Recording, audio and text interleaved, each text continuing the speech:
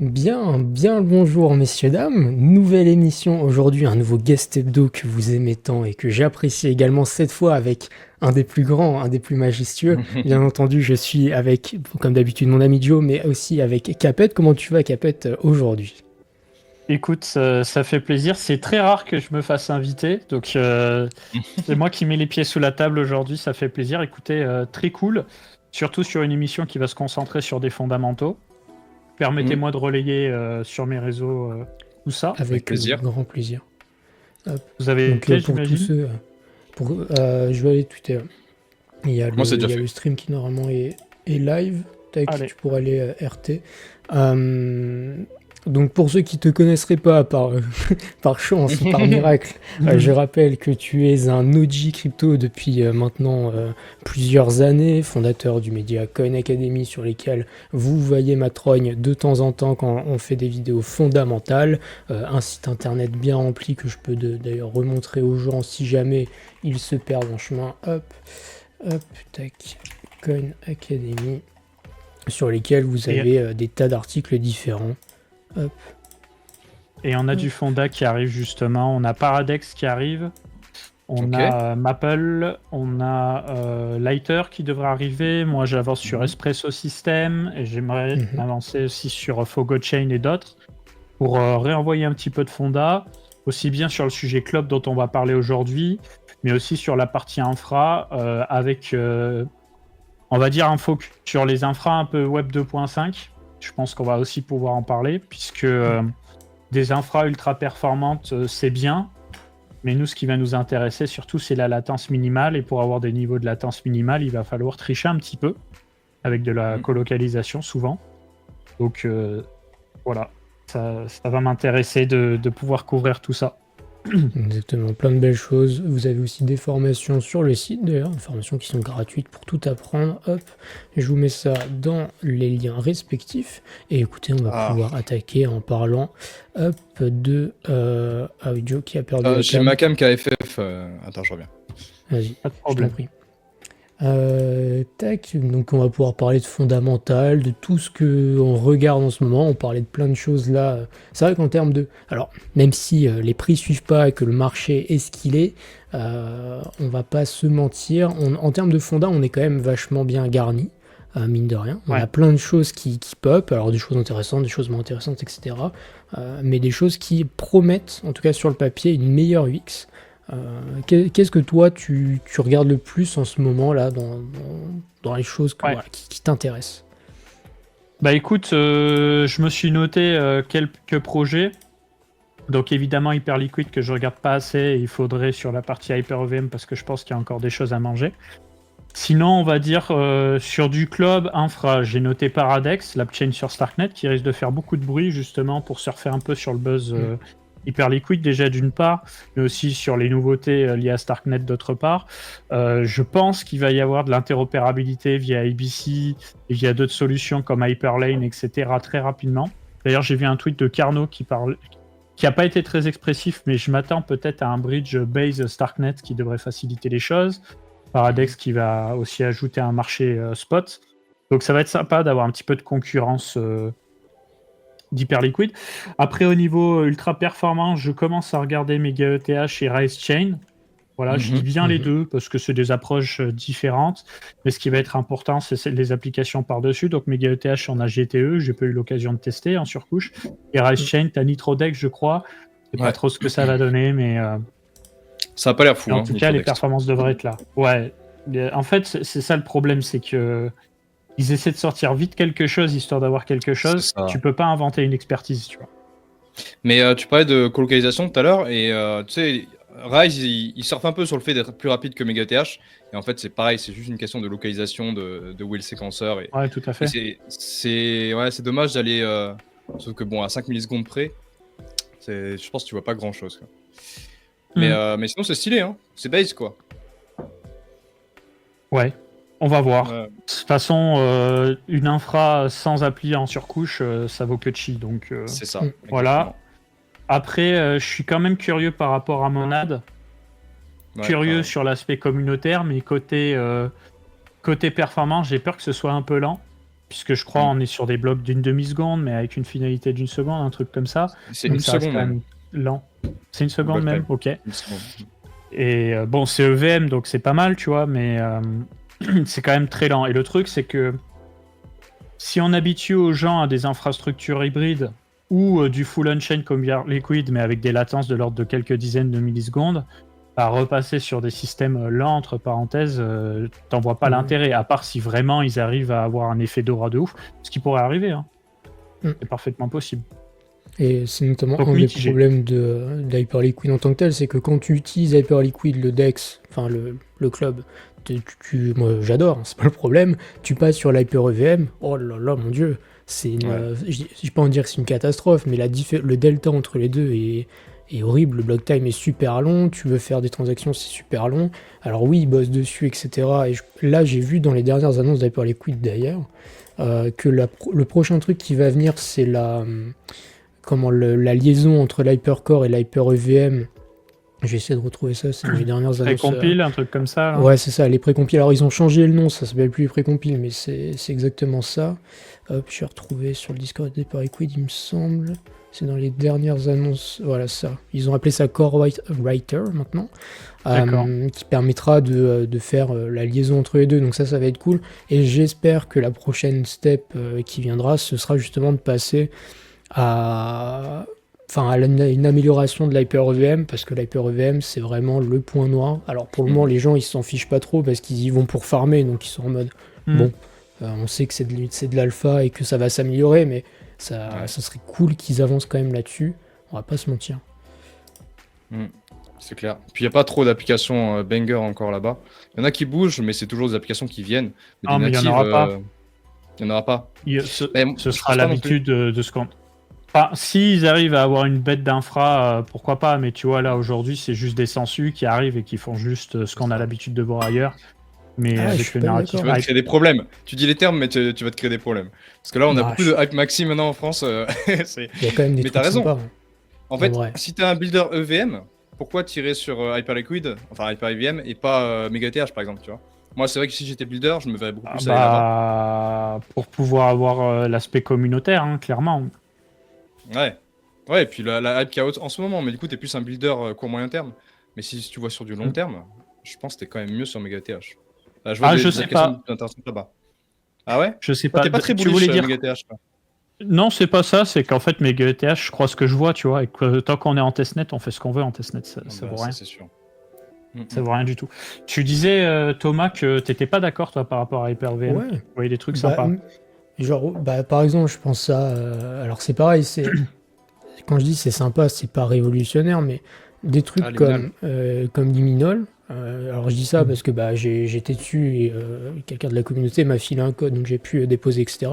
Je trouve que ça, typiquement, c'est un truc que t'as pas ailleurs. Enfin, et qui bénéficie justement du spot et du pair Hyperliquid pour pouvoir transvaser les deux. Ça fait ton delta neutral directement sur Hyperliquid tout automatisé. Tu déposes en fait sur ton compte et ça automatise tout pour toi. Ça, pour le coup, c'est un truc que tu retrouverais ça, c'est un banger. pas ailleurs, tu vois. C'est pour faire travailler ton truc. C'est vrai que j'ai exclu Liminal de l'opération alors que c'est quand même un beau produit. Je pensais plutôt au reste, tu vois. Ou voilà, protocole de lending borrowing et compagnie. Ouais, mais ils sont classiques, bon, quoi. C'est du revu, tu vois. Ouais, c'est ça, ils sont classiques. Après, bon, ils fonctionnent bien. Hein. Hyperswap, il y a des bons rendements en ce moment. Hyperfile, ça marche bien. Voilà, on en monte pas. J'ai rencontré les fondateurs d'Hyperswap à Dubaï, d'ailleurs. Ah ouais? Et alors, le feeling? Ah bah, c'est des cracks, hein. C'est des cracks, hein. Okay. Ouais. Bon, je pense que c'est des cracks.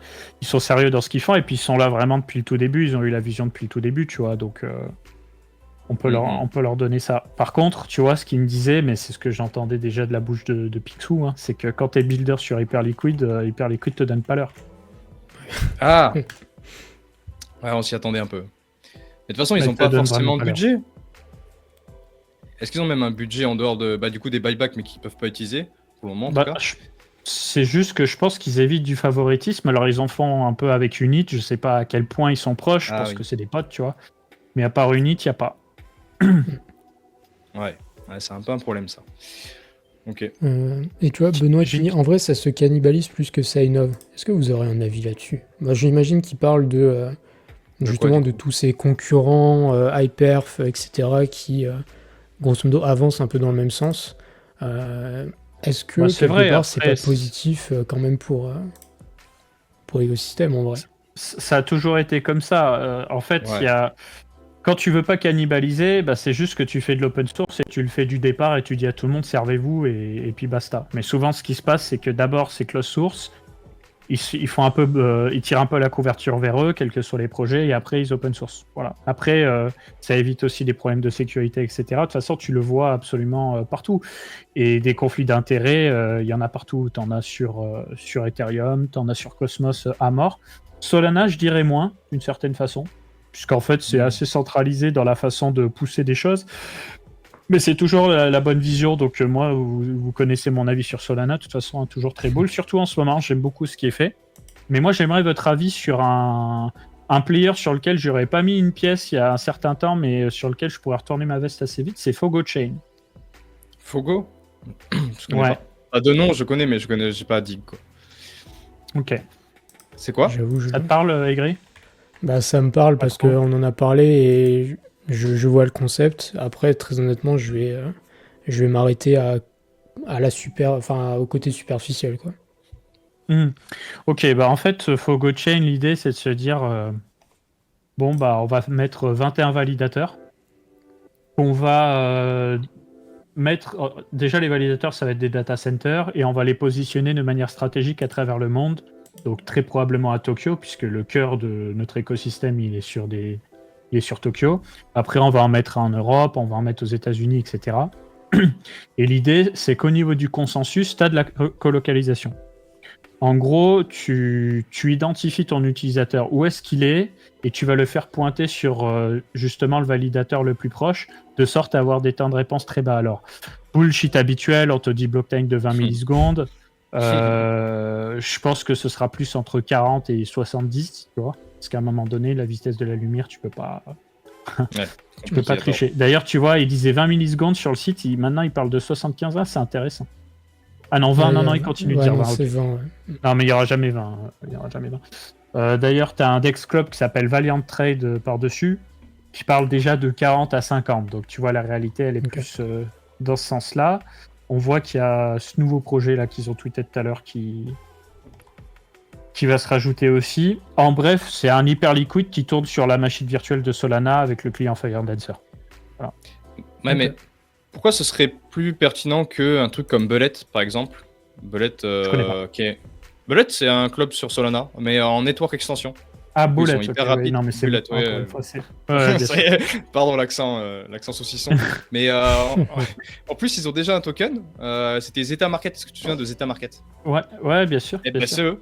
Voilà, c'est le même token. Ils vont le changer Ah, en c'est eux. Bullet. 1 pour 1, ouais. Je sais pas ce que va donner le produit, mais en tout cas, ça a l'air pas trop mal. Mais du coup, en network extension, peut-être que t'es. Enfin, peut-être, t'as forcément plus de performance parce que t'as pas besoin de tout ça. Et en plus, tu Ouais. bénéficies tout de même de de l'écosystème Solana. Que Fogo, du coup, Ouais, ils vont devoir créer leur écosystème, quoi. Un peu comme Sol Layer. Enfin, Sol Layer, tout ça à marche fait. bien. Tout à fait. Mais du coup, ouais, tout ce qui est bullet, bull trade et tout, ils vont avoir des façons différentes de gérer l'extension de Solana.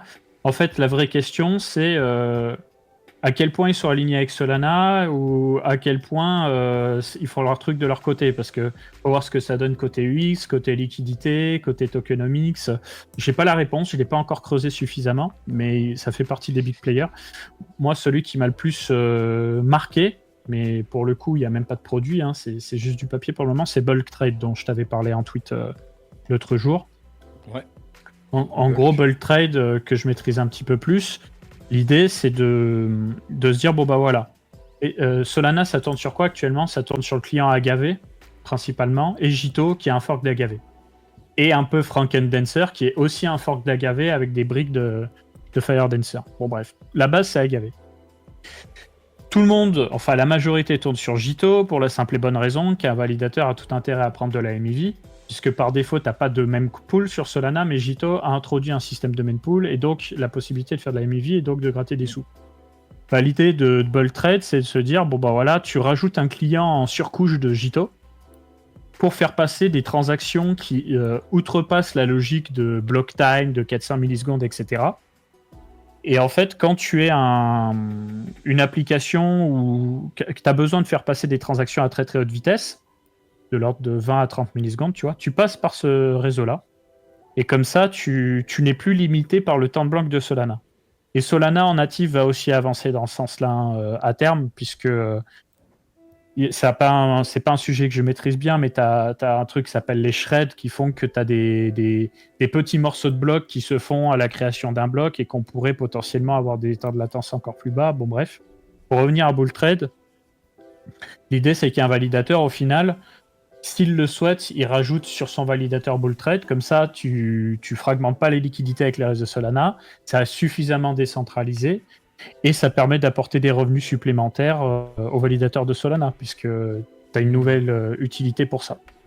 Très intéressant. Très intéressant. Et donc là, on est sur des temps de latence vraiment très très très bas. Eux, ce qu'ils veulent, c'est viser 20 à 30 millisecondes. Comme ce que tu vois sur les nouveaux roll-up avec Matching Engine Off-Chain et compagnie. Mais est-ce que du coup, t'as pas les mêmes... C'était une question que j'avais pour toi. Est-ce que t'as pas les mêmes limitations, par exemple, tu vois, un base roll-up par rapport à un validium optimum qui va juste être à l'extérieur avec son fat séquenceur et qui du coup dépend pas des séquenceurs de Solana qui sont certes gros mais pas immenses. Est-ce que si tu fous pas un data center, tu t'en fous d'être based sur Solana et que tu fais ton truc juste tu settle sur Solana, est-ce que t'es pas beaucoup plus performant? Et après, est-ce que tu peux rester vraiment composable? C'est ça que je sais pas. En fait, je sais pas les limites de la composabilité sur Solana. Alors moi non plus, justement, je te mentirais en te disant que je la maîtrise. Simplement, les délires de fat séquenceur, etc., c'est bien. Mais si ton client il est loin du fat séquenceur, t'es lent quand même. Donc pour moi, en fait, tu peux pas avoir un séquenceur centralisé qui conviendra à tout le monde, parce que si t'es proche du séquenceur, bon bah le problème il est réglé, mais en fait si t'es loin, tu peux te bouffer entre 70 et 200 millisecondes de latence. Donc il faudra obligatoirement que tu aies un réseau qui est capable de s'adapter en fonction des gens. Comme un système de VPN en fait. Tu vois, un VPN, si tu veux qu'il soit performant, tu veux que ton VPN il soit dans le même pays que toi, voire la même ville que toi. Voilà, c'est pareil. Et dans la même logique, je sais pas si vous avez vu, tu as comment ça s'appelle, Magic Block aussi sur Solana. C'est un peu le même principe. Alors, on a un article sur Coin Academy sur Magic Block que j'ai fait. Magic Block, donc eux, c'est un peu la même logique. C'est tu as un utilisateur, tu as un besoin de performance en temps réel. Bah, eux, ils vont créer ce qu'ils appellent des roll-up éphémères. Et le roll-up éphémère, il va essayer de se localiser proche de l'utilisateur pour justement je me souviens. Éviter d'avoir trop de latence. C'est un peu vieux ça déjà. Enfin, ça a déjà bien 6-8 mois, non? Ça fait plus d'un an qu'ils communiquent, mais c'est juste que pour le moment, il n'y a quasiment rien dessus. Et qu'à la base, la cible est les gaming, mais ça pourrait s'adapter à autre chose que du gaming, parce que tu peux avoir des blocs de 5 ou 10 millisecondes par bloc, potentiellement. Donc si tu veux faire du full on-chain gaming, par exemple, chacun de tes déplacements, il est inscrit on-chain, tu peux. C'est un peu plus ça dans l'idée. Très très stylé.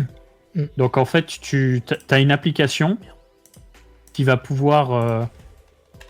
En gros, l'application, elle peut dire j'ai besoin des performances de Magic Block, donc elle va déléguer certains droits à Magic Block, et le suite de l'applicatif, il va tourner sur Magic Block. Mais comme ça, tu gardes la custody de tes fonds, de ce que j'en ai compris.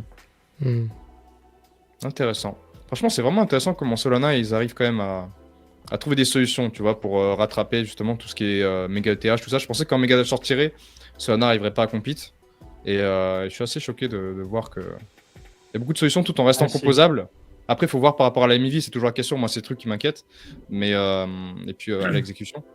Mais si ça passe toujours par les validateurs, franchement, il n'y a pas à s'inquiéter. Quoi. Ouais, après, pour ce qui est de Magic Block, je ne sais pas à quel point ce sera bien composable. Je vois juste, pour le coup, ça ressemble plus à un layer 2 pour moi. Ok. Mais bon. C'est complexe, surtout dans les faits. Pas dessus, quoi. Par rapport à Ethereum, il y a très peu de contenu là-dessus. Moi, j'ai du mal, tu vois, à comprendre les différentes network extensions. Je trouve pas de contenu dessus. C'est un peu galère. Parce que c'est des petites boîtes. C'est pas des trucs qui sont poussés à fond la caisse par Solana. Surtout quand c'est des network extensions, généralement Solana leur donne pas trop l'heure. Tu sais, ils leur parlent, ils les encouragent, mais ils leur font pas du buzz parce qu'ils sont en mode nous, on veut que ça se passe sur le L1.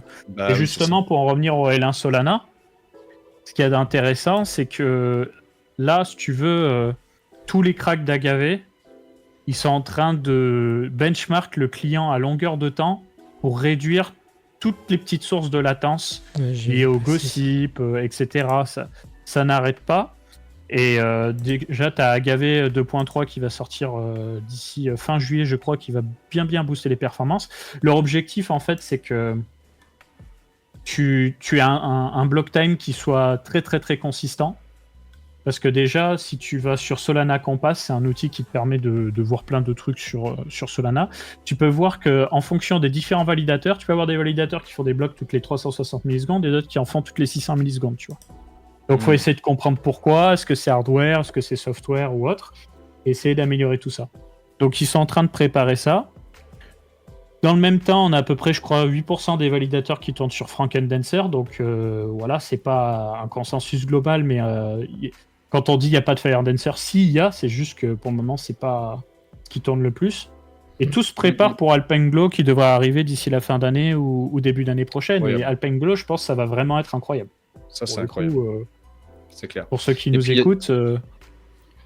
Ouais. Pardon. Et puis, non, mais pardon, c'est moi qui t'ai coupé. Mais il y a aussi Double Zero que nous on a rencontré du coup à Proof of Talk. Je sais pas si tu as suivi un petit peu. C'est complexe, mais moi je trouve ça très excitant ce qu'ils sont en train de faire. C'est pas que pour Solana, mais c'est pour tout le monde. Mais sur Solana, ça va avoir un vrai impact. C'est des monstres. Et d'ailleurs, ils viennent de Solana. C'est des gars de Solana. Je sais. C'est le numéro 3 de Solana qui a monté la boîte. Tout à fait. En fait, tout est pensé pour faire le Web3, tu vois. Pour le coup, on te dit le Web3, c'est comment tu fais un système anti-DDoS efficace dans un système distribué où tu évites les single point of failure et où tu arrives à avoir une économie qui fait sens, en fait. Donc, ils construisent le Web3, la fibre optique sur le Web3. Donc, c'est vraiment puissant. Mais au niveau du consensus Alpenglow, sur le papier, c'est violent. Hein. Ouais, c'est violent. J'attends de voir ce que ça va donner, in fine, mais avoir une finalité de 70 à 200 millisecondes, c'est ce que fait Aptos aussi. Hein. Sauf que Solana le fait avec plus de 1000 validateurs, alors qu'Aptos en a 150. Quoi. Ouais, c'est clair. Et puis, c'est pas juste le block time, c'est de la finalité, donc c'est une réassurance pour les gens pour qui c'est important. Je trouve ça vraiment très cool. On dit si on se fie à Firedancer, on aura Alpenglow en 2030. Non. Après aussi, il aime pas trop Solana. Ouais, tout le temps. C'est clair que ça va être clairement cool. J'ai hâte de voir quand ce sera live parce que ça permettrait à Solana de montrer ce que ça vaut et au moins justement en tant que leader, en tout cas celui qui a porté en tout cas la rapidité des blockchains jusqu'à maintenant, à montrer qu'ils n'ont pas dit leur dernier mot, même s'il y a des trucs qui vont plus vite qu'eux pour le moment et qui avancent vite aussi. Donc non, ça va être très cool de voir ce que ça donne. Bon, pour moi, je trouve que si Ethereum avait le jus de cerveau de Solana, Ethereum irait 100 fois mieux. Parce que tu te rends compte que tu as Helios qui avance sur toute la partie RPC pour réduire la latence entre les wallets et la blockchain. Puisque ça sert d'interface pour la communication. Tu as des gars qui fonctionnent, qui travaillent sur les clients d'exécution, il y en a qui travaillent sur le consensus, il y en a qui voient d'autres stratégies pour réduire la latence pour du club on-chain, etc.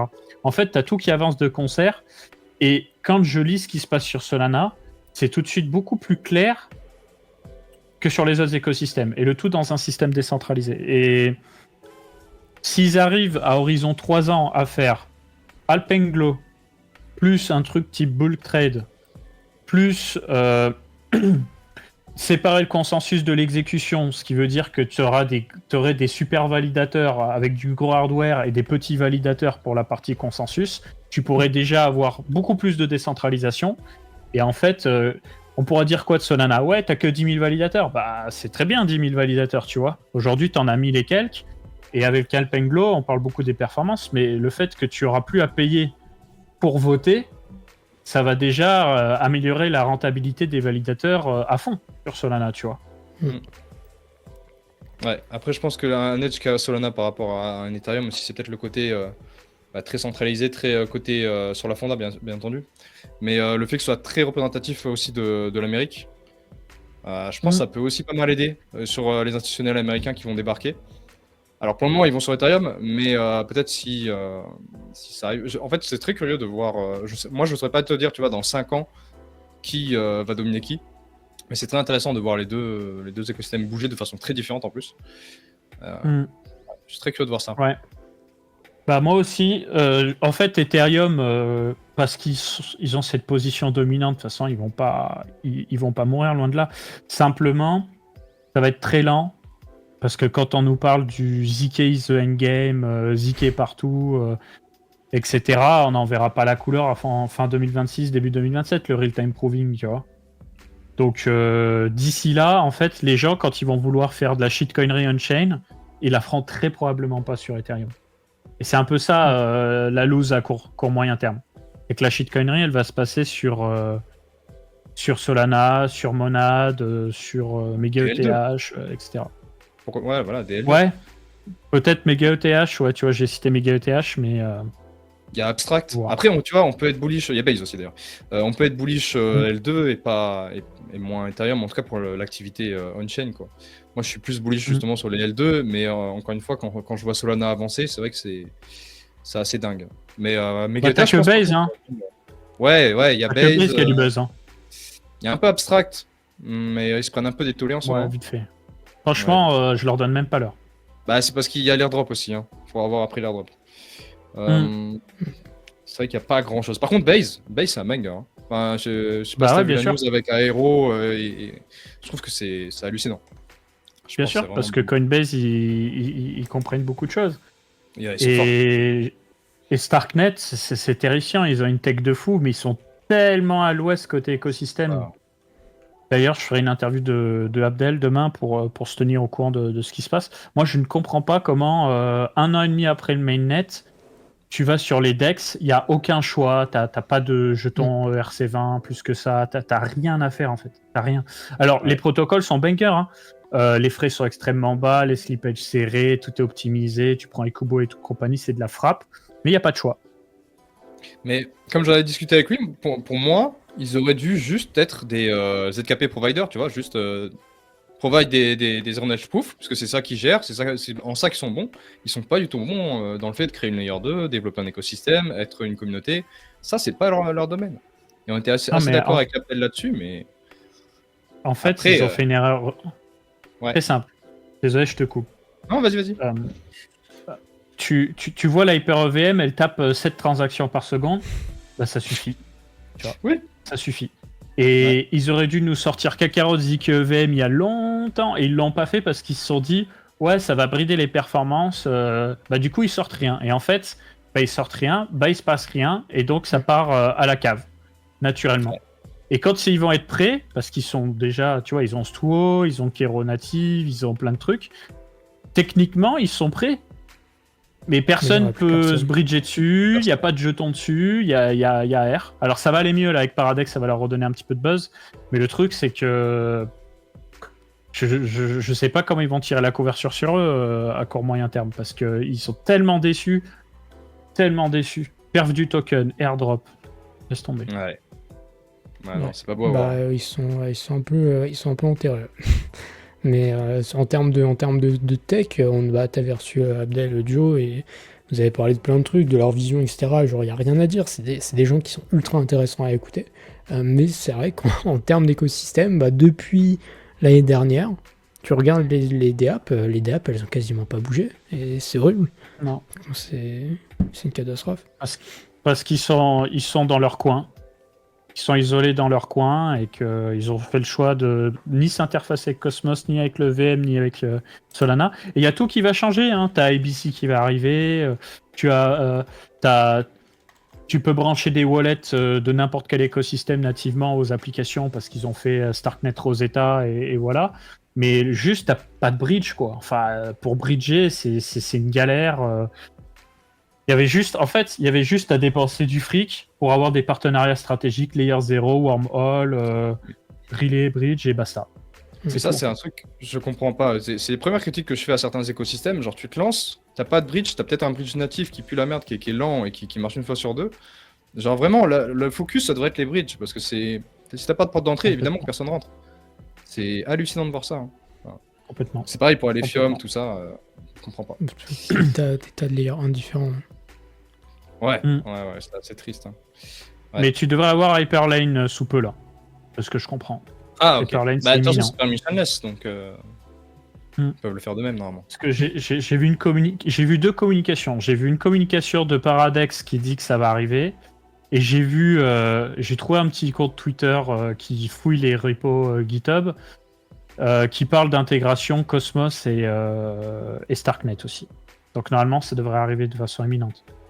Ok. Après, les intégrations Cosmos, bon, je sais pas s'il y a encore du monde Ouais. aussi là-bas. C'est- non, mais c'est fou comme l'écosystème avance vite, parce que moi, je me souviens de l'époque où c'était il y a 2 ans, genre, quand Axelar c'était stylé, tu vois, quand tout le monde parlait un peu de la Cosmos. C'est fou quand en 2 ans que plus rien. Genre vraiment, il y avait Kujira Cosmos, même. il y a rien. Il y a rien, Il y a parce que rien. leur machine virtuelle, elle intéresse personne. Bah ouais. C'est comme Polkadot. Hein. Polkadot, pareil. Pareil. Hallucinant. Ouais. Et est-ce que tu suis un peu aussi ce qui se passe du côté de Ethena? Pas du tout. Pas du tout. Pas du tout. Tu sais qu'ils vont Non. lancer une layer 2? Ouais, bien sûr. Mais Bien tu sais sûr. qu'il y a un L3 clock dessus? Qui s'appelle Ephreal?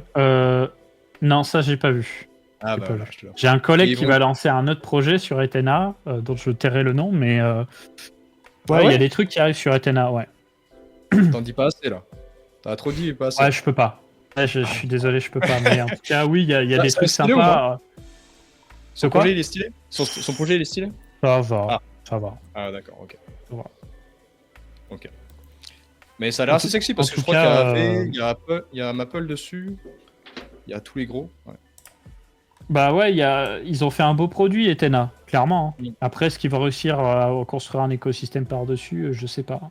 Parce que Ouais. le problème, c'est que le vent n'est pas dans notre sens hein, dans l'écosystème non. actuellement. Surtout pour eux, ouais. Ouais, je crois Mais- qu'ils sont à 5% là. Surtout qu'ils ont besoin, surtout au moment où on parle beaucoup de revenus, de protocoles qui marchent, qui font de l'argent, etc. Le fee switch, pour eux, ce serait vraiment nécessaire, enfin en tout cas sur la partie Ouais. de l'USDE, avec Ethereal et tout ça, ce serait encore différent, mais au moins sur la partie du stablecoin, c'est quand même ouf qu'on a une hype qui est absolument folle sur le secteur, et que ils n'arrivent pas du tout à tirer une épingle de ça, et les gens sont indifférents par rapport au token, indifférents par rapport au projet. Je trouve ça assez terrible, en vrai. Après, de pour vrai. la défense, il y avait quasiment 1 milliard de bloqués sur Ephreal. Là, il doit y avoir 600 millions. Parce qu'il y a de la TVL qui farm un airdrop. Donc c'est pas non plus, tu vois. Mhm. Non, mais bien sûr. Bah, Je après, pense faut par contre c'est avoir, des big whales. Je pense que c'est pas du retail. Hein, c'est des bah, de toute big whales. façon, ils ont déposé. De toute façon, tu checks sur DeFi Lama, je crois que ça a déposé ultra rapidement. Sinon, il y a un Ah. Dune, ouais. T'as forcément, des gens qui sont venus poser avec de l'incentive et qui ont tout retiré parce qu'ils avaient, je sais pas, des contrats de quelques mois, tu vois, genre. quelque chose Ouais, comme ouais, ça. ça se fait beaucoup, ouais. Ouais. Est-ce que t'as suivi un peu Plasma, Capet? Ouais, rapidement. Alors, gros buzz. Grosse Gros buzz. ICO, gros buzz, parce que les gens, ils veulent croquer de l'airdrop, hein, j'imagine. Mm-mm. Il y a des gros acteurs derrière, mais j'ai peur que ce soit too much. Mm. Je suis mitigé. En fait, déjà, parlons de l'action Circle. Le truc sort à Agree. $30, elle est à 200. J'aurais pas mis ma pièce dessus. Hein. Jamais. Franchement, j'aurais pas mis ma pièce dessus. Mais bon, là, c'est la bulle des stablecoins. Bon. Combien de temps ça va durer, je sais pas. Pour moi, c'est une bulle. Je dis pas que ça n'a pas d'avenir. Hein. Je dis juste que les capitalisations sont complètement aberrantes. Donc voilà. Et pour revenir à Plasma, bah, peut-être qu'il va y avoir un effet bulle.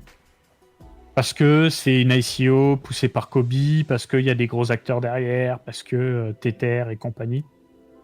Peut-être, mais très rapidement, comment dire. Pour moi, c'est un quick flip, c'est-à-dire que si ça monte à court terme, bah, GG à ceux qui ont misé, mais je me placerai pas sur du moyen long terme là-dessus, alors que des infras qui vont faire tourner des stablecoins, il va y en avoir une chier en fait. Pourquoi j'irai sur Plasma alors qu'il va y avoir toutes ces infras? Peut-être que j'aurai des arguments pour me contredire plus tard, tu vois. Mais pour le moment, je suis mitigé. Faut qu'il soit super connecté, quoi. Faut qu'il soit. Dès que t'as envie de bouger du stablecoin, il faut que ça passe par Plasma, sinon ils font pas de revenus. Et dans ce cas, peut-être, ouais. Un peu à la Tron. Mais ouais. Mais du coup, Tron existe déjà, tu vois. Ouais, mais Tron, ils sont beaucoup plus chers que Plasma, je pense, parce que pas le même réseau. Oui, Ouais, bien sûr. Mais bon, Tron, ils sont déjà là. Et sur tous les exchanges, ça marche. Ouais. Alors après, s'il y a un consensus de tous les exchanges pour intégrer Plasma rapidement, parce que c'est un peu aligné avec Bitcoin, parce que c'est une sidechain, à mon avis, mes couilles. Ça, à mon avis, c'est juste la... C'est de la crème chantilly pour maquiller tout le reste. Je pense qu'on s'en bat les couilles en vrai. Bah, de toute façon, on en avait parlé, je crois que c'était la dernière émission de jeu, on parlait justement de. Ou c'était à Profotalk aussi, on en parlait justement du côté ethos dans l'écosystème, que ça paye plus, je veux dire, le côté aligné, Ouais, non. que ce soit les layers 2 alignés avec Ethereum, les trucs alignés avec Bitcoin, les trucs alignés avec Solana, etc., etc., notamment avec PumpFun sur le côté de Solana, on se rend compte que enfin, c'est un débat qui n'a pas de sens, il y a juste des projets qui veulent faire un max de fric, et peu Ils ont importe raison. ce qui... Et ils ont raison, attention, bah, c'est pas moi qui vais dire le contraire, quand Hyper Liquid existe. Et ils veulent juste faire en sorte de faire un max de cash, et il y a plus ce côté comme au début où on essaye d'être alignés ensemble, nanana, etc. Donc, Bah, y a... ouais. Mais tout C'est est ça. conflit d'intérêt sur ce marché. Hein. Sur Bitcoin, on l'a vu à l'époque du Fort Bitcoin Cash. Et plus récemment, tu vois, tu as Bitcoin Core versus le reste, où tu as toujours des gens pour se plaindre des initiatives du côté Bitcoin Core, de Blockstream, etc. Du côté d'Ethereum, on voit plein de petites dingueries à gauche à droite. On voit par exemple Starknet qui garde une communication en mode on fait Bitcoin et Ethereum, mais c'est quand même une communication qui a vachement viré vers Bitcoin, tu vois. Parce que je pense que simplement, il y a eu un jeu de séduction à un moment donné, KRO sur Ethereum, et qu'au final, ils ont choisi d'aller plus sur du succinct, du RIS 0, je sais pas, d'autres produits, donc ils ont dû se dire putain, on est niqué. En sachant qu'on a la meilleure tech. Moi, je me mets à la position de Starknet. Multiplication des solutions techniques, oui, il n'y a pas de souci. Mais Starknet a la meilleure tech. Alors pourquoi ne pas se concentrer sur la meilleure tech pour justement aider Ethereum à évoluer plus vite? C'est vrai que ça fait très monopole, mais ils ont la meilleure tech. Donc la logique voudrait qu'ils soient focus Starknet. C'est pas le cas, tu vois. Et on se rend compte qu'aujourd'hui, ils sont focus Mafia, RETH, Optimism, etc. Donc c'est un petit peu puant. Et du coup, ça fait que tout le monde se tire dessus et tout le monde extracte comme il peut. Ouais, clairement. Ça changera pas. Ça changera Mais justement, je pense que c'est important qu'on en parle, parce que c'est quand on parle beaucoup de fonda et qu'on a le temps justement de parler de toutes ces choses que c'est là qu'on comprend la vision de l'écosystème. Enfin, en tout cas, ce qu'il faut avoir en tête, c'est qu'il n'y a personne qui est là pour faire de cadeaux à personne, que ce soit les projets eux-mêmes, n'importe quel type d'acteurs, les market makers, les projets, les teams, les machins, les trucs. Il y a pas de miracle, j'ai envie de dire. Et surtout quand on regarde justement les conflits entre projets. Ouais. C'est ça. Et on a évoqué un peu PumpFun. C'est quoi ton avis? Ouais, très bonne question. Intéressant. Alors j'aimerais bien avoir plus d'informations. J'aimerais bien avoir plus d'informations sur ce qu'ils vont faire, la tokenomics, à quel point ils vont la mettre à l'envers à Solana ou pas. Mon avis, c'est que en fonction de ces choix-là, si il y a du buyback, mais bon, je crois que c'est 25% des revenus, donc c'est pas non plus un truc de fou. Ça peut donner. Et le truc, c'est que sur cet écosystème, très souvent, quand tu prends le melon, je pense à Degods, par exemple, tu vois, qui avait la collection NFT, qui a voulu quitter Solana pour aller ailleurs. Bah, Degods, ils ont plus de buzz, tu vois. Alors, PumpFun, ça n'a rien à voir en termes de revenus, mais c'est ultra buzzé. Les gars sont sur un petit nuage. Et s'ils se disent le monde m'appartient, bah, je pense que ça va leur revenir dans la gueule, tout simplement. Après, ils peuvent faire une network extension et tu vois, juste capturer la MEV et rester sur Solana, sur le compte composable. Bien sûr. Moi, je serais à leur place, c'est ce que je ferais, parce que tu peux pas te barrer de la liquidité de Solana, tu te tires une balle dans le pied. Ils sont pas si cons, j'espère en tout cas. J'espère, ouais. Il y a un message intéressant. Vous dites il y a R ici, il y a R globalement en ce moment, tout pue la merde. Bah c'est cyclique. En fait, niveau build, ça envoie du pâté, hein, il se passe plein de trucs, mais comme les prix montent pas, bah forcément l'optimisme n'est pas présent. Déjà, tu vois bien, quand tu fais des lives, des vidéos, tu fais 3 à 4 fois moins de vues par rapport à d'habitude. Il faut juste que les prix montent en fait, mais c'est tout le temps comme ça. Ça change pas. Hein. Déjà, si vous êtes sur le live en plein, on est jeudi aujourd'hui, en plein jeudi après-midi, soir, etc., c'est que déjà vous êtes dans le top des gens qui s'intéressaient au marché pour ce qu'il est vraiment, en termes de fondage, je parle, après voilà. Mais il faut pas confondre tout ce qui est prix et ce qui est fondamental. Ici, on parle vraiment juste des tendances, des trucs qui se construisent, de où est-ce que va l'écosystème, et les prix sont les prix. Je veux dire, quand tout baisse et que même les grandes boîtes du SP500 baissent, c'est pas vos protocoles crypto qui vont par miracle faire des perfs insinulantes sous couvert de guerre, de tension dans tous les sens, etc. Enfin, ça va de soi, c'est les conditions qui font ça. Ouais, puis on est quand même en ATH fonda depuis des mois, quoi. Que ce soit sur la régulation, sur la DeFi, les stablecoins. Moi, je suis sur un petit nuage, franchement. Je pensais pas voir ça en 2025. Je m'attendais à voir ça en 2030. Donc, c'est juste, voilà, les prix suivront un jour, mais pas sur tous les actifs. Et d'ailleurs, on parlait de PunFum, j'avais vu passer ça, je voulais juste le mentionner, mais ils ont remis le truc du stream. Ils ont remis des streams, mais cette fois des streams genre comme Twitch, tu vois. Où les mecs ils partagent leur vie et chaque créateur a son token. J'ai vu passer des trucs en mode genre il y a des top créateurs qui font le stream. Non mais oui. Là sur YouTube c'est compliqué. S'il te plaît. Non mais tranquille. Non mais voilà. On va éviter de passer plus de temps dans la recherche. Mais l'idée c'était de dire que chaque créateur avait son token etc. Et qu'il y avait des top créateurs qui avaient des tokens qui se tenaient. Et c'était pas juste des. Où c'était vraiment des tokens d'influenceurs où les gens achètent, etc., pour soutenir, machin, etc., et ça fait des frais pour le créateur. Donc même sur ce secteur-là, ils se développent. Donc après, effectivement, à voir ce qu'ils vont faire s'ils lèvent des fonds, s'ils lèvent vraiment les 1 milliard, s'ils les ont, etc., et ce qu'ils en font après. Je pense que ça va être un peu un tournant pour voir un peu ce que ça donne en termes d'écosystème. De toute façon, c'est simple. Là, on est dans une période qui est baissière. Dans la majeure partie des cas, même quasiment tous les cas finalement. On sait juste pas quand ça va s'arrêter. Tout ce qu'on sait, c'est qu'il suffit d'une petite étincelle, elles peuvent être macro, parce qu'on parle de paix, on parle des taux qui reviennent à des niveaux normaux, de ce genre de choses, et ça va s'emballer tout seul, et tous les projets qui gardent un petit peu sous le capot des infos vont les cracher.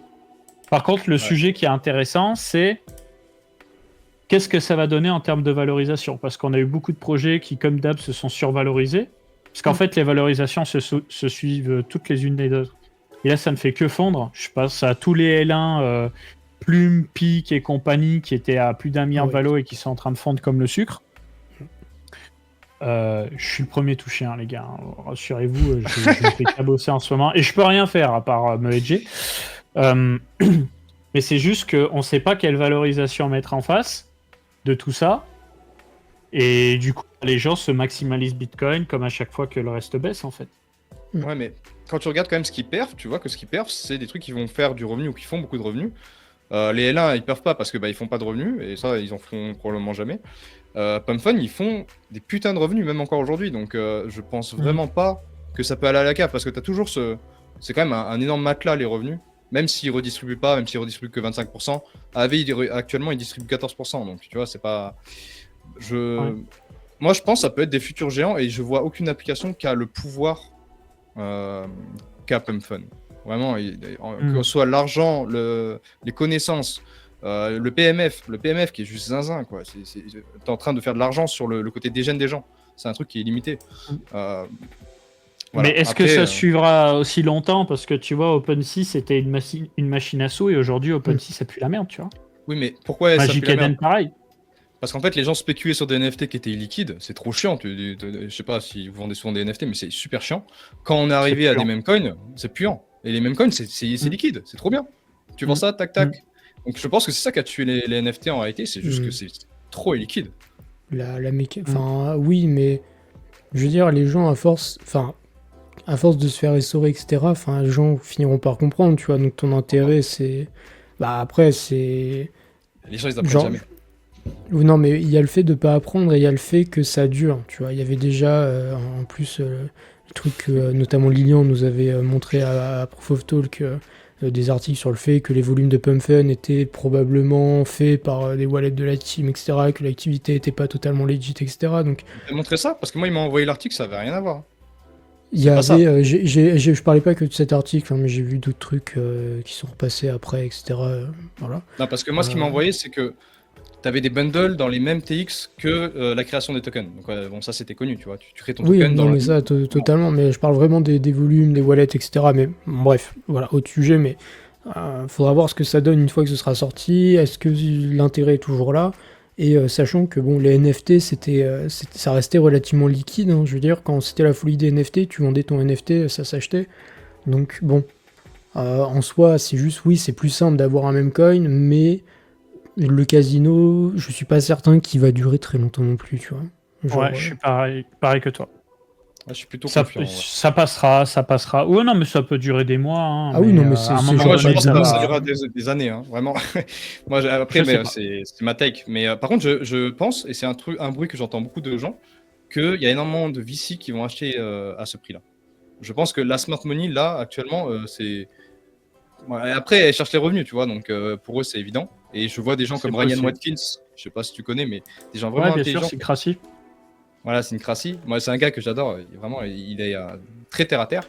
Et justement, quand il parle de Pump Fun, il a une autre vision, un peu plus long terme. Il parle pas que de maincom, il parle vraiment du côté de pouvoir launch un truc très facilement pour 2 $. Et en fait, je vois le PMF. Après, c'est vrai que la team est un peu bizarre. Hein. Ça, c'est un peu sketchy. Hein. Ouais, je sais pas. Vous surveillez divise, quoi, vous, du coup, niveau Fonda en ce moment? Il y a quoi qui vous excite? En Fonda Hmm. Toi, tu sais plus Fonda, Aigri, si Il fait que Non, trader mais maintenant. si. Non, mais après, il y a Fonda et Fonda. Genre, moi, ce qui m'intéresse, c'est de regarder les écosystèmes qui se développent. Moi, je suis sur l'Hyper EVM, slash Hyper Liquid, mais les trucs qui se développent, c'est sur l'Hyper EVM, et sur Mega ETH, sur lesquels je pense qu'au mainnet, il y aura de l'opportunité à couvrir, de la même manière qu'il y a de l'opportunité sur Abstract. Ça m'étonnerait que l'airdrop se fasse day one sur Mega ETH, parce que le testnet n'était pas incentivé, donc à mon avis sur le mainnet, il va y avoir là les trucs, que ce soit, on voit déjà sur les NFT maintenant, mais il y aura sûrement des trucs à faire sur les tokens, les apps, les trucs, les machins, et même en termes de fonda, il y a plein de trucs qui sont très cool. J'ai déjà parlé on a parlé plutôt des clubs, il y a GTE, il y a Valhalla. Il y a quoi d'autre? Il y a Euphoria aussi, pareil, ultra intéressant. Hop Network sur les VPN décentralisés. Alors, use case qui en tant que tel, ce sera pas révolutionnaire, mais qui moi, techniquement, m'intéresse beaucoup pour voir comment est-ce qu'ils vont le gérer une fois que ce sera live. Donc, Il y a Noise aussi. Noise, putain, c'est vrai qu'il y a plein de trucs. Hein. Donc, moi, c'est surtout Mega ETH. Je passe beaucoup de temps à regarder ce qui se fait, etc. D'ailleurs, j'ai des formats qui arrivent, des formats d'espèces de review, etc. des deux écosystèmes qui arrivent. Et après, moi, tout ce qui est DeFi, les intégrations de Morpho, Aérodrome, AAV, etc. Regardez comment ça avance. Grosso modo, c'est un peu les trois axes majeurs de ce que je regarde en vrai. Bah, tu regardes là où il y a du pognon, t'as raison. Hein.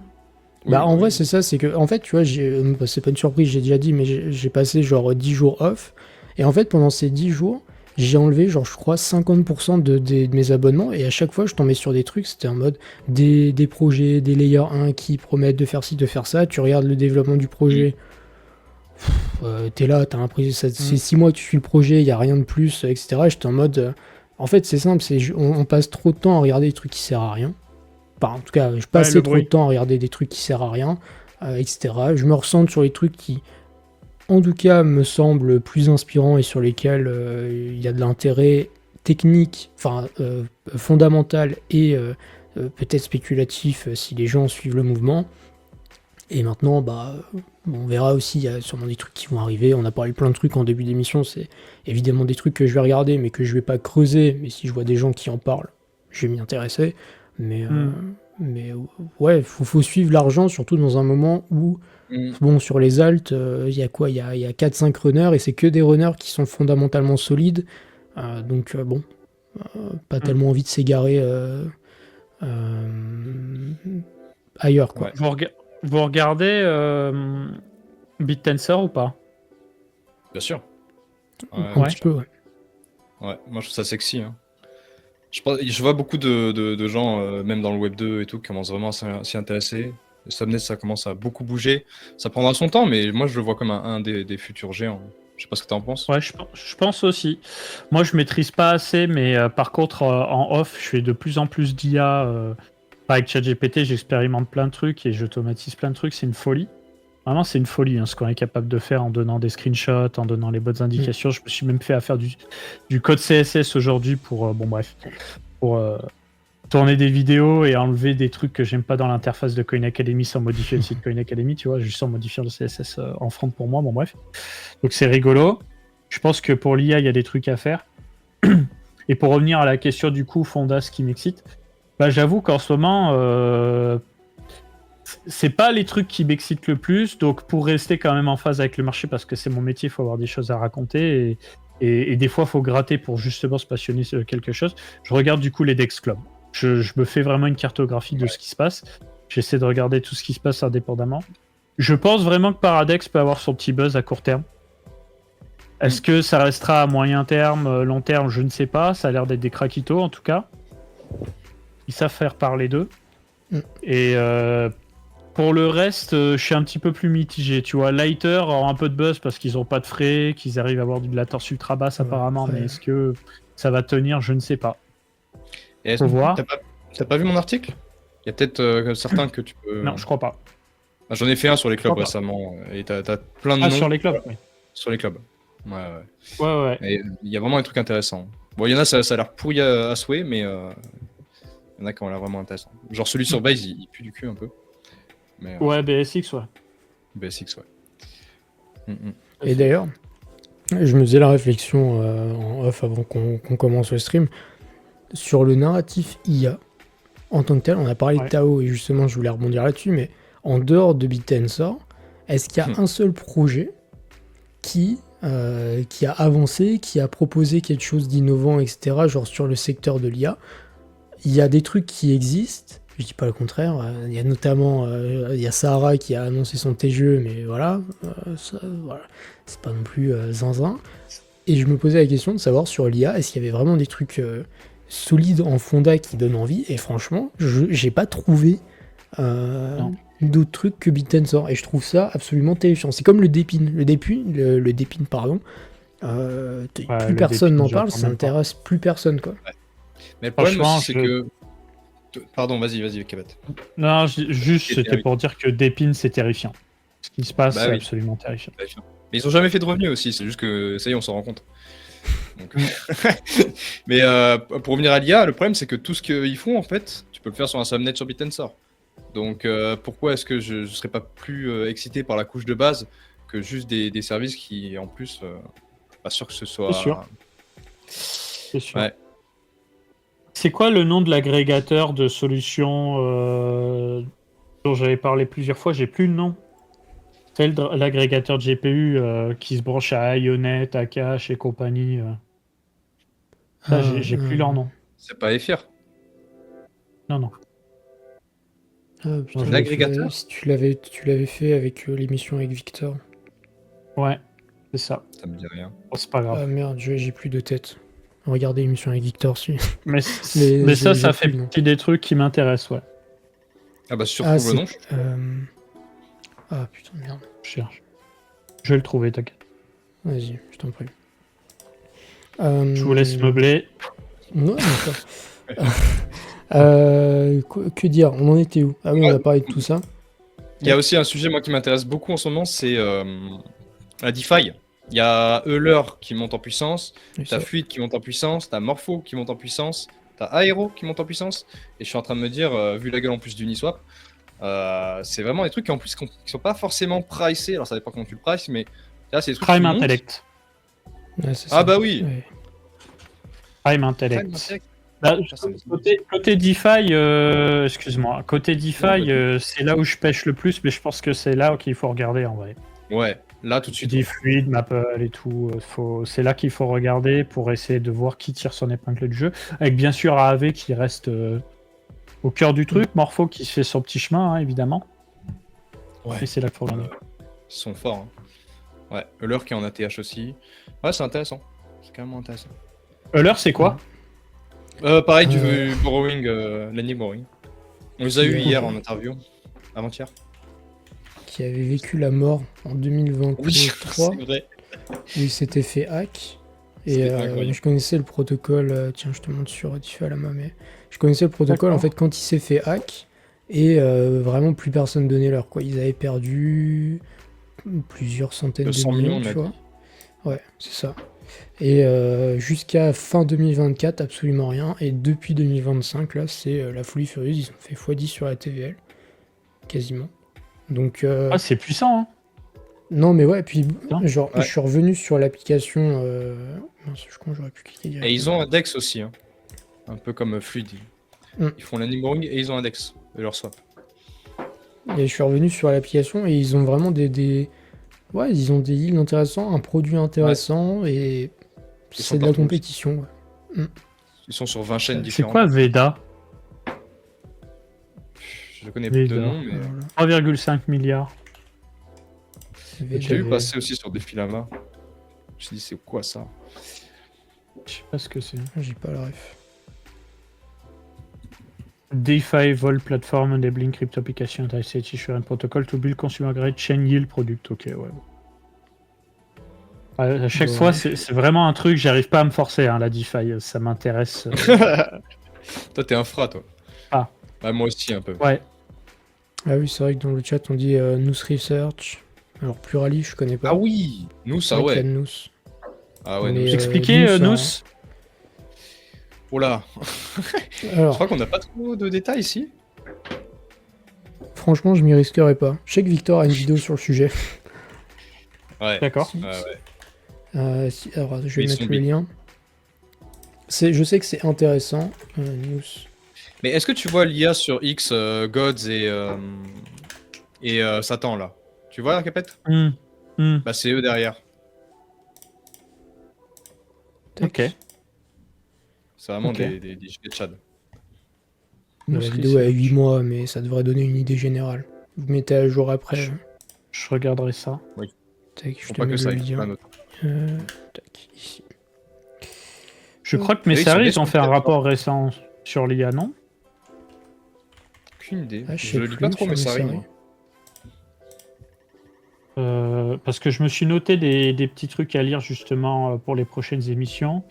Ouais, Beyond AI, OpenAI, The Quiet Rising of Decentralized Intelligence, le 12 juin. On fait un compte pro, nous on en a un du coup, mais... Ça coûte une couille, non? Ouais, Pas ouais, le pro. ça coûte un peu Enfin, le d'argent. pro, mais- Ouais. Mais ils ont des bons trucs quand même. Ouais, il faut que je lise ça. News Research. Faut que je me mette à jour sur la partie IA parce que, en fait, l'IA dans le Web2, c'est tellement puissant que C'est si ça. tu fades côté Web3, c'est de la débilité pure. Je suis d'accord. Mais il faut que ce soit C'est bon. plus accessible, tu vois. Parce que, en fait, là où ChatGPT, ils ont tout niqué, ou Grok ou autre, c'est que c'est ultra accessible. C'est vrai. C'est qu'il faut réussir à avoir une UX qui soit béton. Alors, j'ai pas trop utilisé, mais tu as par exemple, je crois que ça s'appelle Google AI Studio, où tu peux lui partager en temps réel ton écran d'ordi et tu peux lui parler et il te dit quoi faire en temps réel. Ça, j'ai pas testé, mais ça a l'air d'être sympa.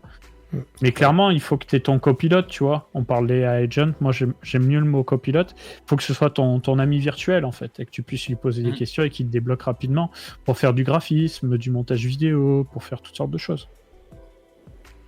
Ouais. totalement. Le problème, c'est que ces trucs-là, tu peux pas suivre leurs revenus. Enfin, c'est un peu galère de, tu vois, combien ça vaut. On avait parlé avec Victor justement à Proof of Talk. C'est que c'est à la fois une force et à la fois une faiblesse. C'est-à-dire que ça peut se survaloriser de zinzin, mais en même temps, tu sais jamais. Oui, mais ce marché, c'est que ça.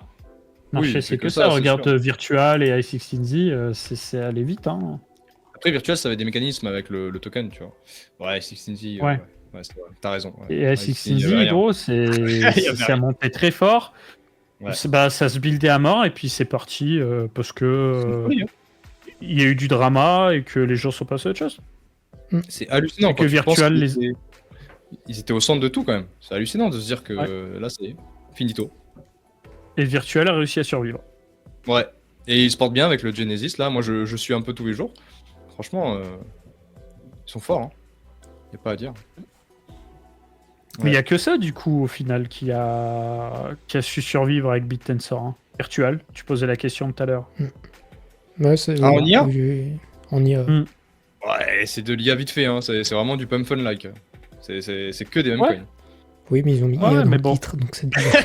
C'est ça. Ouais, mais Ça ressemble à l'IA. c'est aligné avec notre écosystème, tu vois, tu fais du fric avec l'IA. Ouais. C'est ça, hein, de toute façon, c'est comment tu fais du fric avec de l'IA, c'est tout. Et s'il y a un token en face, bah... En gros, si tu as un projet qui arrive à rendre les gens riches, et qu'il faut utiliser le token pour ça, bah c'est jackpot. Exactement. Par contre, si tu as un projet qui est un bête de projet IA, mais que son token sert à rien, bah on passe. Totalement. Le truc, c'est que tous ces projets sortent des tokens, mais le token ne sert à rien. Bah, sauf pour Tao, pour le coup. Franchement, ils ont été malins là-dessus. Oui, Avec voilà. leur alpha token. Ouais, ça, c'est BG. Mais c'est tout. À part ça, il se passe quoi dans cet écosystème Putain, on a déjà parlé pas mal. Bah, c'est les clubs, hein. C'est les clubs, les infras qui les continuent c'est la d'évoluer. DeFi. T'as Solana qui scale, t'as Ethereum qui scale, t'as Aptos aussi qui a sorti Baby Raptor, qui est une petite amélioration du consensus Ah oui, pour ça. avoir une latence plus basse. T'as un block time moyen de 120 millisecondes, je crois. Et eux, apparemment, ils veulent faire des grosses annonces là dans les prochains jours. Je vais avoir une interview de quelqu'un de chez Aptos normalement la semaine prochaine. Ok. Et bah, je pense qu'ils jouent un peu sur le narratif Made in America, stablecoin, clubs. Ouais. Voilà. Suis, j'en entends pas parler en ce moment par contre. Je suis complètement à l'arrêt. En termes d'intérêt et tout ça, enfin d'intérêt, hein, je parle, bien entendu. Oui. Depuis le Axetus, hein, grosso modo. Enfin, ça commençait un Ouais. peu avant, mais c'est pire depuis le Axetus. Il n'y a rien. Intérêt, zéro. Même des protocoles comme Walrus, etc. On parlait Ouais. du Dépine, même sur ça, ça avance plus trop. Donc, ouais. Comme d'hab, surprenant. moi, tous les 3 à 6 mois, je regarde les solutions de stockage décentralisées. Et tout ce que tu te rends compte, c'est que oui, c'est décentralisé, mais ça coûte une couille. Et c'est inaccessible pour n'importe qui, parce que ça demande un bac plus 35 pour apprendre à utiliser la solution, donc c'est next. Voilà. C'est insupportable que ce soit compliqué d'utiliser des trucs à chaque fois. Ouais, c'est sûr. T'as regardé pour le Walrus si c'était cher aussi? T'as même pas d'infos. T'as pas d'infos? À ma connaissance, ouais. Ou alors c'est hors de prix, ouais. Après, pour parler dessus, moi, je me mettrais pas à l'abri d'une surperf, parce que Suisse, c'est quand même, tu vois, dans le monde, c'est des gars qui ont le bras très très long, ils ont une tech qui est assez huge, ils ont des projets qui sont huge autour, et tu vois, un Solana-like, comme à l'époque où on pensait que c'était mort, il se passe rien, j'y crois pas, tu vois, j'y mettrais pas mon argent, mais c'est pas, je les enterre pas encore, franchement, ils sont trop jeunes pour ça, non et c'est trop prometteur pour ça. Non plus. Il se passe des trucs sur le gaming, ils ont une console, ils sont beaucoup utilisés en Asie. À voir, hein. Ouais. Mais c'est vrai que c'est un peu décevant. Ouais. Bon, beaucoup. Ouais. Face à Steam Deck, Rogue Ally de Asus et compagnie. Non, Ok. clairement, ils ont zéro buzz. Enfin, c'est simple, tu veux une console portable, Steam Deck, ou t'as le Lenovo Legion ou le Rogue Ally, t'as un peu le MSI, et là tu vas avoir Microsoft qui va lancer plein de consoles portables aussi. Ils prennent le segment à fond. Après, la faire des différence concurrents du Steam Deck. avec la console dessus, c'est que tu as le wallet intégré. Je pense pas. Ouais, super. Ça importe, mais ouais, Pour jouer à des superbes jeux Web 3. C'est ça. Pour jouer à des superbes jeux Web 3 trop marrants, bah ouais. J'essaie de défendre le gaming pour une fois. Ouais, mais je sais. Non, mais c'est c'est pas des gamers. Enfin, le seul argument de cette console là, c'était le Playtron OS qui a un système d'exploitation sur mesure, mais en fait Steam les baise parce que Steam ils sont trop forts. Parce que, comment dire, pour ceux qui nous écoutent, là où ils sont trop forts, Steam, c'est qu'ils ont mis en place des systèmes pour que les jeux qui sont normalement pas fonctionnels sur Linux le deviennent via Proton, que quand tu branches une manette, ça fonctionne, que les inputs manettes soient bien pris. Maintenant, t'as de l'IA pour multiplier les frames, c'est un joli écran OLED. Bref, c'est une console de gamers pour les gamers. Alors que la console dessus, l'argument, c'était de dire, voilà, c'est Web3, mais on s'en bat les couilles, tu vois. On pose la question, Capet toujours partenariat US. Alors c'est en pause, on est en discussion puisqu'ils doivent refondre leur système d'ambassadeurs depuis un petit moment. Et on n'est pas en mode rush parce que y a toujours du retard sur les sorties, sur la sortie du jeu principal et des choses qui doivent arriver au niveau du protocole. En gros, ils font beaucoup de partenariats stratégiques, mais côté gaming pur, c'est lent, trop lent. Donc, quand ce sera un peu plus en place, moi, ce sera toujours avec plaisir parce que de tous les acteurs Web3, de toute façon, pour moi, ils font partie des plus sérieux. Mais le gaming Web3 au global, clairement, c'est terrible parce que c'est beaucoup de boîtes qui ont levé beaucoup trop d'argent et qui ont fait n'importe quoi avec cet argent. C'est l'histoire de la crypto. Hein. Ouais, mais surtout, c'est pour toi. Parce que t'as quand même un edge, tu vois, en tant que Capet, voilà, t'as une carrière avant. Toi, t'aurais pu avoir un edge de baiser s'il y avait eu du Web3 gaming.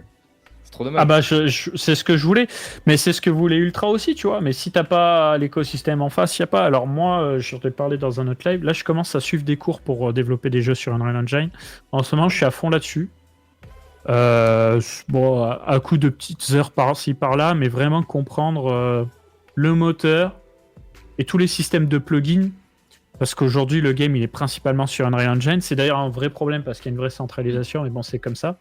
Et en fait, Unreal Engine, c'est une folie parce que tu as un moteur qui se met à jour, qui est d'ailleurs plein de bugs, plein de trucs à optimiser. Mais une fois que tu as compris ce qui va pas, que tu vas vraiment en profondeur et que tu commences à voir tes bases, tu peux faire des trucs de fou parce que tu as une marketplace de plugins et tu peux plugger toutes sortes de choses.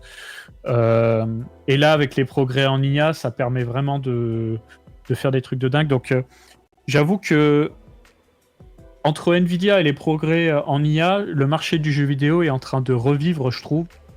C'est vraiment violent. Par contre, pour ce qui est du Web3, j'y vois pas beau parce qu'en fait, tu te rends compte que c'est vraiment très, très, très, très compliqué de faire un jeu vidéo. Je pensais que c'était compliqué, mais je m'attendais pas à ce que ce soit si compliqué parce que dès que tu veux faire quoi que ce soit, tu as une montagne de bugs. En fait. Tu es toujours en train de te battre avec des bugs parce que tu as tellement d'API, tellement de trucs propriétaires Nvidia, pas propriétaires, des trucs qui n'ont pas été mis à jour, etc., que tu te bats avec les bugs tout le temps. Donc du coup, ça bride un petit peu le côté créatif. Mais moi, ce que je veux faire des jeux, à terme. Ce que je comprends pas, c'est que tu as quand même des très bons jeux indés qui sortent sur Steam. Pourquoi est-ce qu'on n'arrive pas à faire un bon jeu indé qui n'a pas besoin d'être full on-chain, juste avec une mécanique sympa pour utiliser des cryptos, tu vois. Pas de play to earn, je parle pas de ça. Juste, tu vois, on incorpore l'écosystème dans un jeu. Des stablecoins. C'est très simple. De l'ETH, pourquoi pas. C'est très simple, c'est que les jeux indés, c'est des gens qui passent vraiment beaucoup de temps, tu vois. En fait, qui s'amusent et puis à un moment donné, ils sortent le truc et puis très généralement, ça prend pas et des fois, ça prend et du coup, on se souvient que de ceux où ça prend, tu vois. Oui. Tandis que les gens qui font des jeux Web3, c'est pas des gens qui font des jeux de base. Oh, putain. Ils se rendent pas compte de la difficulté du truc et ils ont pas de concept. Très souvent, ils n'ont pas de concept. Ça manque de finition, en fait. C'est vraiment compliqué. Là, depuis que je suis dedans, je vois que c'est un vrai bordel. Et tu te rends compte que même pour des studios AAA, il y a une montagne de problèmes à régler, mais c'est juste que ça rajoute toujours du temps. Tu prends le jeu Clair Obscur, tu vois. Grosse success story. Exceptionnel. Ils ont passé peut-être 5 ans dessus. Et tu lances le jeu sur PC, je parle pas console, sur PC, et il y a plein de trucs à régler. Alors, un gars qui est pas trop tatillon, il va pas trop voir, tu vois. Mais t'as de la netteté forcée, t'as les polices de texte qui sont nulles à chier, t'as plein de petits trucs à la con, et tu vois, moi j'ai appliqué plein de modes, et là le jeu il est bien. Et en fait, quand tu commences à regarder un moteur de jeu, tu te rends compte comment ça se passe du côté des développeurs, et là tu te dis putain, tu peux faire ça, il y a ça qui va pas et tout, et là tu te perds dans un trou infini où t'as plein de communautés de modeurs et tout qui retapent tout. Tu peux voir que t'as des gars, ils connaissent tellement bien Unreal Engine qu'ils te proposent des fichiers de config et des plugins pour retaper ton jeu et vraiment le changer du tout au tout, quoi. Et ça demande du travail, ça demande beaucoup de travail. Ok. Ouais, je me doute. Écoutez, ça fait 1h10 qu'on est en émission. On a traité plein de sujets. Une émission riche en fonda. Est-ce qu'il y a des choses Ouais. que vous souhaitez ajouter, messieurs, avant de conclure? On a fait Moi, le tour, hein. je vous propose de faire ce genre de format plus fréquemment. Une fois par semaine, peut-être, des fois chez moi, des fois chez vous, mais le but, c'est de partager la connaissance parce que je connais bien cette situation de marché. En fait, les gens font les choses dans leur coin, ils s'isolent et tu vois, les gens se désintéressent. Sauf qu'aujourd'hui, on a fait le choix de vivre de cet écosystème, donc il faut maintenir les gens intéressés. Donc, il faut avoir des choses à raconter et c'est pour ça que c'est bien des fois d'avoir un petit peu d'intelligence collective. Donc, essayons de se faire des formats plus fréquents. À un moment donné, les prix, ça repartira. De toute façon, on sait juste pas quand. Et puis voilà, tout simplement. Mais écoute, Carrément. c'est avec grand plaisir qu'on refera Avec ce grand genre plaisir. d'émission. J'espère que les gens qui auront suivi cette émission auront apprécié autant que nous qui avons apprécié à la faire. On vous a parlé de plein de trucs. Il va falloir que vous preniez peut-être des notes et que vous repreniez l'émission si jamais vous êtes arrivé en cours de rediffusion. Pour ceux qui ne connaissent pas Caped, je vous invite quand même à le suivre sur Twitter. Si jamais vous êtes 2-3 uluberlus qui êtes perdus, vous avez le lien aussi en description pour les gens qui écouteront la rediff. Le site Khan Academy avec des tas de choses à apprendre également, un compte Twitter, plein de choses pour vous aider dans votre voyage crypto. Et sur ce, je vais vous souhaiter une excellente fin de journée. On se retrouvera demain avec Duo pour l'émission hebdomadaire comme d'habitude et sur Khan Academy avec Capet et tout ça. Merci infiniment Capet d'être passé sur Decrypted et on Merci espère te d'avoir accueilli. revoir très très vite. Ouais. À très vite, tout le monde. Ciao. Ciao, À les très mecs. très vite. Ciao.